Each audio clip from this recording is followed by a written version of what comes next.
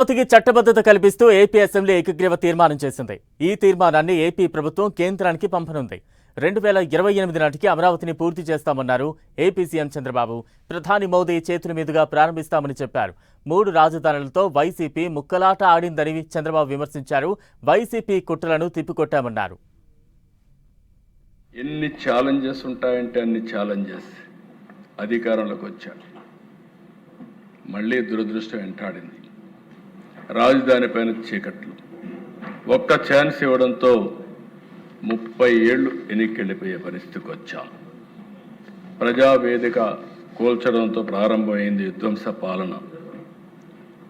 ఒక్క మాట కాదు, దిశ వేశ్యల రాజధాని, శ్మశానం, ఎడారి, ముంపు ప్రాంతం, విషాన్ని జిమ్మారు, విద్వేషాన్ని చేశారు.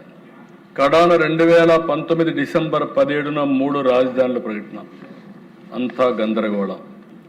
వైసీపీ 3 రాజధానుల కుట్రను శాసనమండలిలో సెలెక్ట్ కమిటీకి వేస్తే టెక్నికల్ ప్రాబ్లం చూపించి గవర్నర్కి పంపించి, అంటే అక్కడ సెలెక్ట్ కమిటీలో పంపిస్తే చైర్మన్ పంపించిన దాన్ని తొక్కిపెట్టి సెక్రటరీ ద్వారా గవర్నర్కి పంపించి ఆ బిల్లు పాస్ చేస్తే హైకోర్టుకి వెళ్తే హైకోర్టు రాజధాని కాపాడే పరిస్థితికి వచ్చింది. అధ్యక్ష, అరాచకాలకు ఎంత పరాకాష్ట అంటే ఇది ఒక ఉదాహరణ మాత్రం.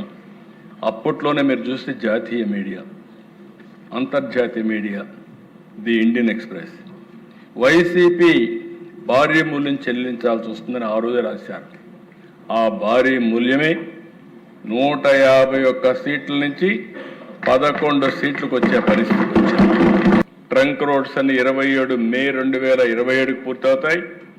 లేఅవుట్స్ అన్ని 27 మే 2028కి పూర్తవుతాయి. అసెంబ్లీ 28 మే 2028కి పూర్తవుతాయి. హైకోర్టు 20 జూన్ 2028కి పూర్తి చేసి 5 ఐకానిక్ టవర్స్ 4 ఆగస్టు 2028కి పూర్తి చేసి మళ్ళీ ఆగస్టు 2028కి ప్రధానమంత్రి గారే వచ్చి ఇవి ప్రారంభం చేసే పరిస్థితికి వస్తారు. అది కూడా ఇనాగరేషన్ పెడతాం.